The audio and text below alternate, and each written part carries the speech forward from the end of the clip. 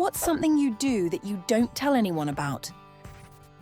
I often ignore phone calls and door knocking because I'm just not in the mood for people. One thing I don't usually share with anyone is that I keep a happy moments journal. Whenever something small but positive happens, like someone giving me a compliment, witnessing a random act of kindness, or simply enjoying a beautiful sunset, I write it down.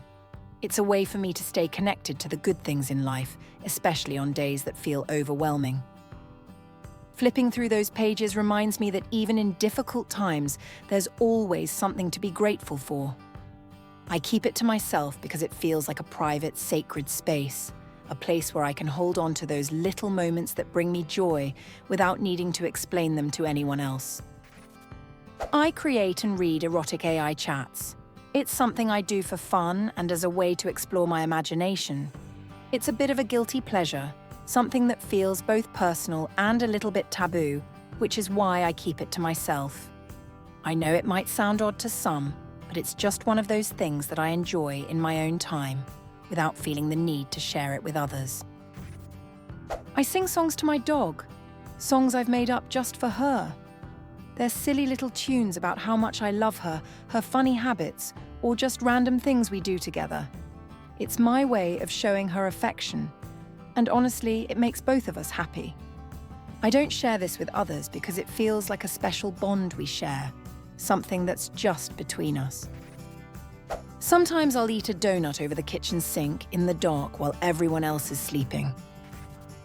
Every year, I quietly send money to my old school so they can buy 6 prom tickets for students who couldn't otherwise afford to go.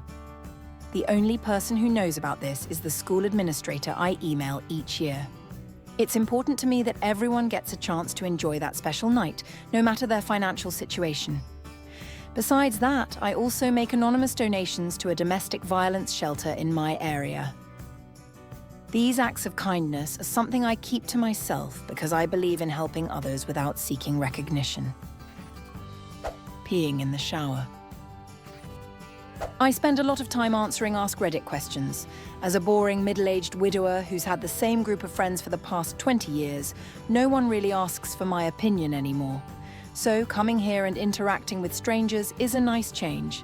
It's fun to see what others think, share my own thoughts, and engage in conversations I wouldn't normally have in my everyday life. It's a way to stay connected with the world, even if it's just through a screen. I often find myself talking to myself, seeking advice or working through problems. Honestly, it's sometimes the best therapy I can get. There's something about voicing my thoughts out loud that helps me sort through my emotions and find clarity. It might seem strange to others, but those conversations with myself have gotten me through some tough times. It's like having a trusted friend who's always there, and it helps me stay grounded. Make comments on Reddit under the name Dick Nipples. I have a habit of filling up my cart with items on sites like Target.com, Sephora.com, and other e-commerce stores, only to close the tab without buying anything. It's surprisingly satisfying to fake shop, picking out everything I might want without actually spending a dime. It's almost as much fun as real shopping, but without the guilt or the hit to my wallet. It's a little ritual that lets me indulge in the thrill of shopping without any of the financial consequences. I have no idea what I'm doing at work. When I'm working as a fireman paramedic, I sometimes purposely enter people's info incorrectly into the computer so they don't get a bill. Nowadays, everything is billed, and in some cases, it's just ridiculous. I believe that people who really need our help shouldn't have to pay for it, especially when they're in a tough spot. It's my small way of looking out for them, even if it's a bit under the radar. If only I could figure out how to offset that by triple billing the folks who abuse the system, calling 911 for minor things like a case of the sniffles or just wanting a free ride to get their meds. Now that would be something. But until then, I'll keep doing what I can to help those who really need it. There are times when I get so sad that I think about killing myself. It's not something that happens all the time, and I know I'd never actually go through with it. My husband would be devastated and would blame himself. He'd never marry anyone else, and I don't want him to be alone forever. My cat would be upset, my family would be heartbroken, and my friends would miss me. Even though my depression tries to convince me that people would be better off without me, deep down, I know that's not true. People do love me, and that's why I never act on these thoughts. I also don't tell anyone in real life because I can't afford a grippy sock vacation. If I didn't have anyone who would care if I were gone, I don't think I'd still be alive. But don't worry. Like I said, I'd never actually do it, so no need to send Reddit cares. After work, I often sit in my car in silence for about 30 minutes to an hour before heading home. I usually tell everyone I'm off later than I actually am, so I can have some time to decompress and get myself in the right headspace. It's my way of unwinding from the day and putting on a happy face before I walk through the door. That quiet time alone helps me reset and makes it easier to be present for my family when I get home. So much nose-picking. I secretly love to dance in my room when no one's watching. It's my little escape where I can let loose and just be myself without worrying about what anyone else thinks. I put on my favorite music and just move, letting go of all the stress and tension. It's a moment of pure joy that I keep all to myself, and it always lifts my spirits. I have a whole playlist of guilty pleasure songs that I only play when no one's around. It's full of tracks that I wouldn't necessarily share with others, but they make me feel good. When I'm alone, I blast them and sing along without a care in the world. It's my little secret, and I love every minute of it. No judgment, right? I'm involved in the testing and development of adult toys, something I don't usually share with others. It's a unique and interesting line of work that combines creativity, technology, and a bit of taboo. While it might raise some eyebrows, I find it fascinating to be part of a process that helps people explore their own pleasure and well-being. It's a job that's both challenging and rewarding, but definitely not something I talk about openly. Over the past year, I reached a point where I was seriously preparing to end my life. One day, I pulled over on a country road completely overwhelmed and in tears. I had my gun with me, something I carried for work at the time, and I got out of the car, feeling like I was ready to walk into a nearby field and end it all. It was the closest I've ever come to actually doing it. Standing there, far from home and family, I felt a strange kind of peace at the thought. But then, a small but clear voice in my head kept repeating, "You cannot leave and abandon your son. He loves you, he needs you." That voice, and the promise I made to myself to be the father I always wanted and needed, kept me from going through with it. It gave me the strength to get back in the car and drive home. Since that day, I've been in therapy and developed a self-care routine that's helped me get back on track, but no one knows how close I came to the edge. Looking back, it's hard to believe I let myself get to that point, and it scares me how bad my mental health became.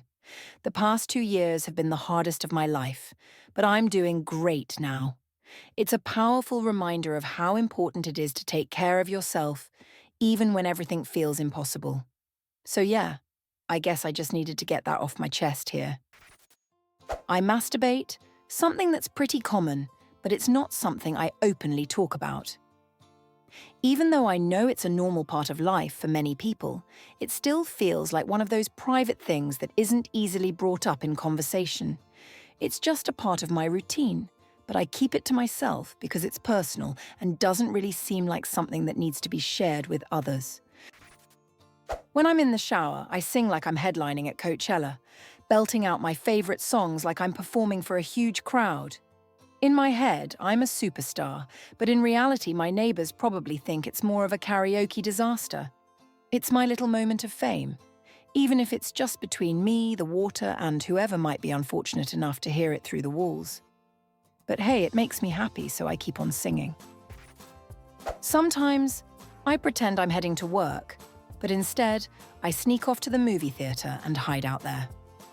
It's like my secret escape from the daily grind, a place where I can just relax, watch a film, and forget about everything else for a while. No one knows where I really am, and it's my little way of taking a break without anyone noticing. It feels like playing hooky, but it's also a much-needed breather from the routine. When I get really angry at myself, I sometimes hit myself. I don't plan to, it just happens in the moment. And afterward, I feel really sad and ashamed that I react this way. It's something I keep to myself because I'm afraid of being judged if anyone knew. It's hard to admit that I handle my emotions like this, but it's a part of me that I'm still trying to understand and control. I wish I didn't feel the need to hurt myself, but in those moments, it feels like I don't know how else to cope. I talk to my plushies and tell them all the real, usually negative feelings that I can't share with anyone else. They're like my silent confidants, always there to listen when I need to let out my frustrations, fears, or sadness. It's easier to open up to them because there's no judgment, just a soft, comforting presence. It might seem a little odd, but it helps me process those emotions that I keep bottled up around others. When I was a kid, I used to run in circles while daydreaming. It was my way of getting lost in my imagination. Now that I'm older, I've found a way to mask it by saying I'm going for a walk or walking the dog. It's still the same thing, really. Just an excuse to let my mind wander and escape into my thoughts. It's funny how some habits never really go away.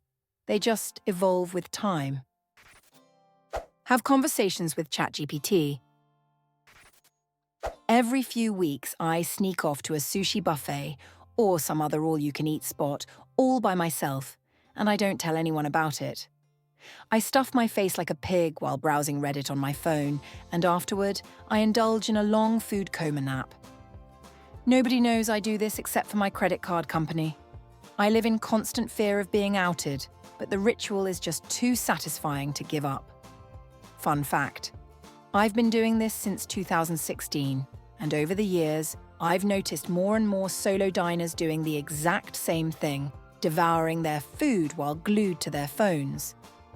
It's like a secret club of solo eaters, and it's oddly comforting to see I'm not the only one enjoying this guilty pleasure. Sometimes I fantasize about leaving my wife and huge family without saying a word, just disappearing and living the rest of my life alone in the woods somewhere.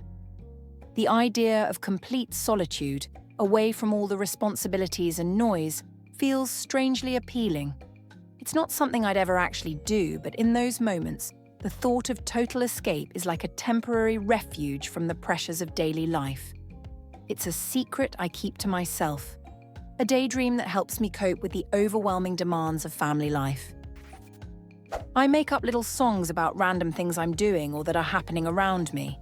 Sometimes I sing them out loud, other times they stay in my mind, like a secret soundtrack to my day.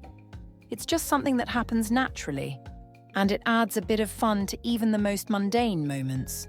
Whether it's about making coffee, cleaning up, or something silly I see, I turn it into a little tune that no one else knows about. Sometimes, when I'm interacting with people, I pretend they're dogs. It sounds strange, but it actually helps me feel more comfortable and relaxed around them, especially if they're not the easiest person to deal with. Imagining them as dogs makes it easier to feel more kindly toward them, even if they kind of suck. It's a little mental trick I use to get through social situations without getting too stressed out.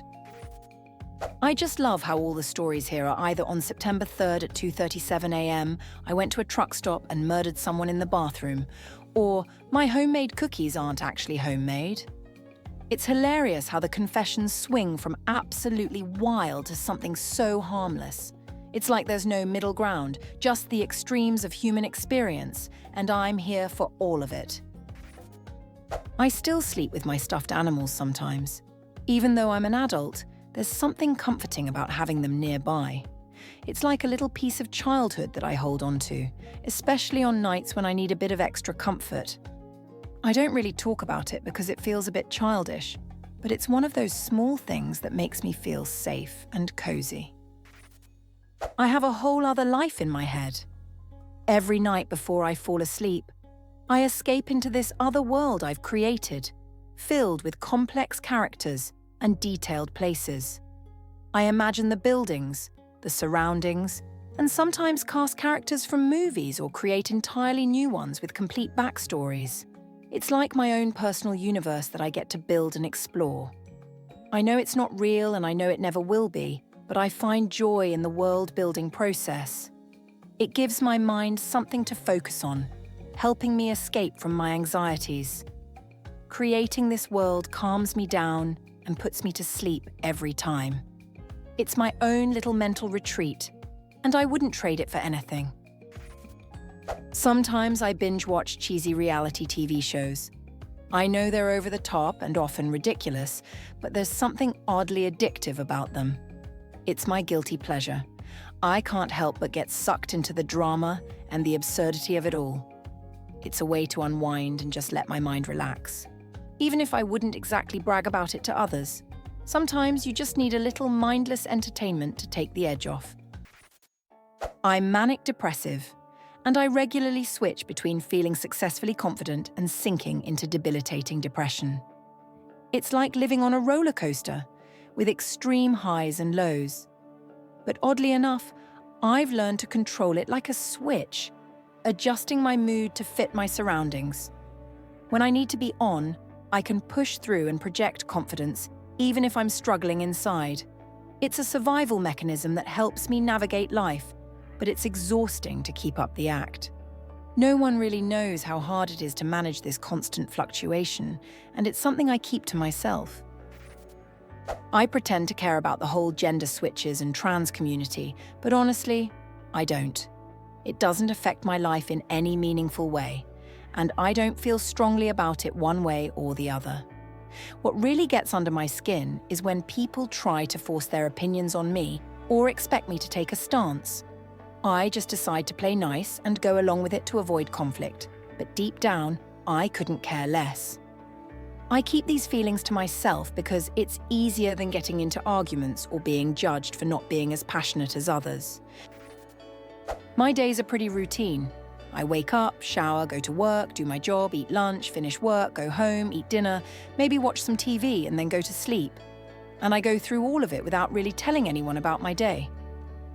It's just the same pattern day in and day out. I guess it's nothing special, but it's my life, and I keep it to myself. Sometimes it feels like I'm just going through the motions, but it's comfortable in its own way. Nice try, FBI, but you'll never find my collection of banned books. They're the ones that have a single swear word or dare to offer commentary on government rule. I keep them hidden away, a little stash of rebellious literature that I cherish. It's not just about the content. It's the principle of owning something that others have tried to suppress. It's my quiet act of defiance, and I'm not letting anyone take that away from me. Thanks for tuning in to these candid confessions. It's amazing what people keep hidden, even in their everyday lives. If you enjoyed this video, make sure to like, subscribe, and share your thoughts in the comments below. We'd love to hear your own secret stories. What's something you've never told anyone? Until next time, take care and keep those secrets safe.